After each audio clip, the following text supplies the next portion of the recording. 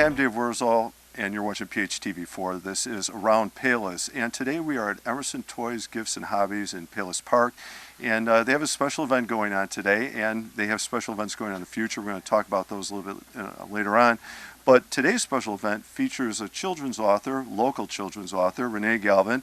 Renee, thank you for being here today. It's nice to see you. Having me. Thank you for having me so much. And let's talk about first maybe you as a writer, and you've got your table back here. I can see you got crafts going. What book did you read for the kids today?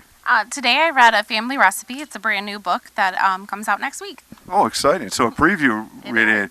Can you tell us a little bit of what this one's about? Yeah, this one's about the unconditional love of a parent, no matter the ingredients. So It sounds like a beautiful message. This book, and I know I'm familiar with Teal, which came out a few years ago. Can you talk a little bit about this book, the message that you're delivering in it, and maybe Teal also? What message do you want the kids to hear or the parents to hear and walk away with, and maybe how that connects into the actual plot of the story? absolutely. For this one, my main thing was to make a book that was good for all families, all kinds of families, blended, adopted, things like that, so that it was a loving book about the parents' love that could just resonate with anyone.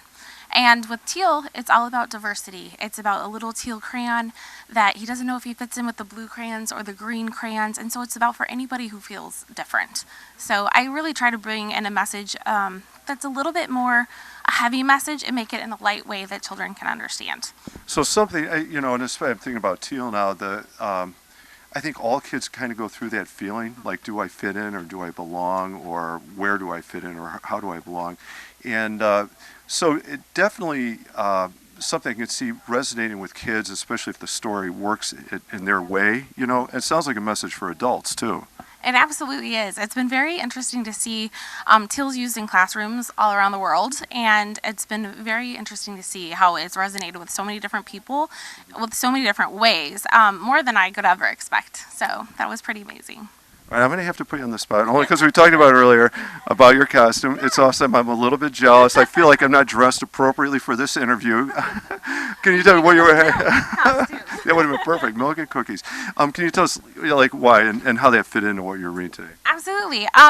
This actually was my Halloween costume. I love Halloween, but I wanted to wear it because it makes people feel very comfortable. Like, I'm approachable to come in here and talk to a cookie. Like, that makes kids feel a little bit more safe than just some adult that's trying to read to them. So, but yeah, I've been doing it and I've had great success with it. So it looks fun, and I'm sure it's fun for the kids too, right? It's fun for me too. I mean, it's not every day you get to wear a cookie costume. Any excuse you can put on a costume. All right. Can we talk a little bit about the actual content and the illustrations, and come back to the books for a second? How the storyline and the illustrations are part of the message that you're delivering, what they look like, Absolutely. Each one's so different. But this one, I had my oldest daughter going off to college, and so with that, I had a lot of feelings going on about being very sad about her going, and just wanted to come up with something that was kind of a giveaway, like, just here's your gift. And so that came with this book, and with that I wanted to make the illustrations very warm and inviting, and something that just, everybody kind of bakes with their parents at some point, or their families, and that always makes you feel warm and cozy, and that's what I wanted the illustrations to look like. So it came A Family Recipe. I say, and absolutely, I'm thinking about, as you're saying that, I'm thinking about my wife and our daughters, and it just went through the holidays, they still do that, even though my kids are much older now, but the memories that serves, and, the idea of the kind of the warmth and the comfort that goes with it. It sounds beautiful.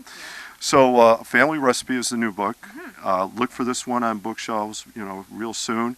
And then if you get a chance, check out Steel, Stuck in a Muck. Is it back there? And then I have Chasing Monster Tales, which is all about the missing socks, the sock monster. So. All right, I'm familiar with that monster. I had to deal with that one recently. So that's what you have. How about any future, books, projects, events coming up for you? I have a future one. Because Teal did so well, I wanted to make a box set that teachers could use to come up with all kinds of things that children encounter as when they're growing up and going in their classrooms. And so with that, I came up with a book called Number Two, and it's about a stubby number 2 pencil that's been used and worn, and then gets kind of replaced by a ink pen. So. Oh no! I'm like, oh no, no. Oh, your heart. I'm so sorry.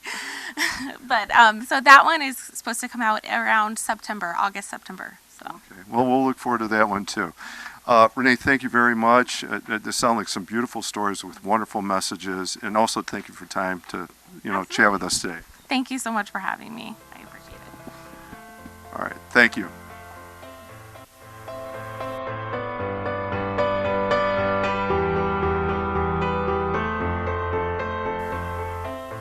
All right, we're here with Stephanie Greco, who's the owner of Emmerson Toys, Gifts, and Hobbies in Palos Park.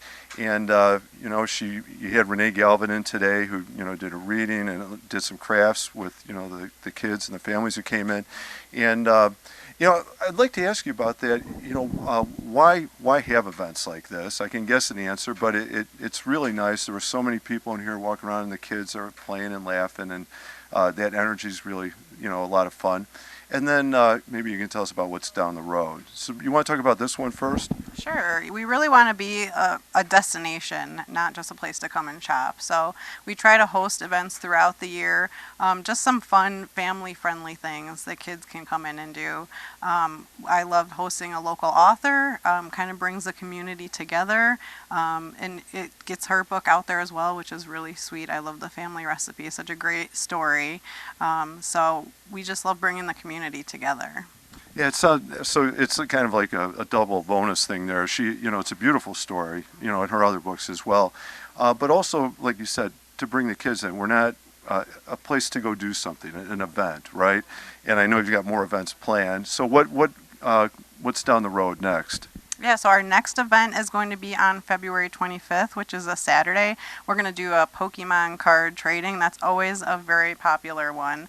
And a lot of times we have giveaways that the kids can take home with them. So we have like Pokemon pencils and posters. So lots of fun things for them to do. Also, on March 11th, we are going to do another book event.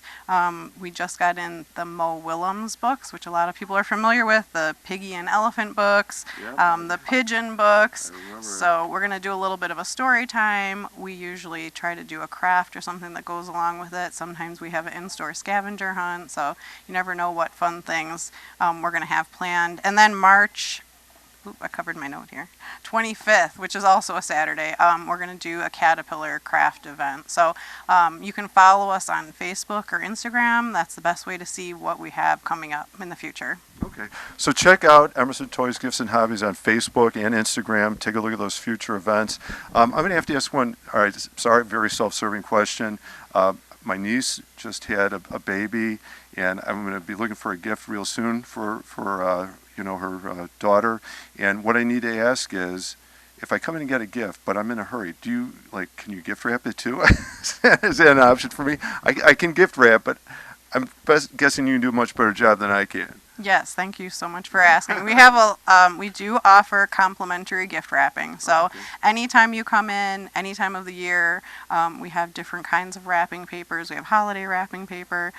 So we always offer complimentary gift wrapping on any item in the store, even something giant like a pogo stick. We will wrap it for you if you like.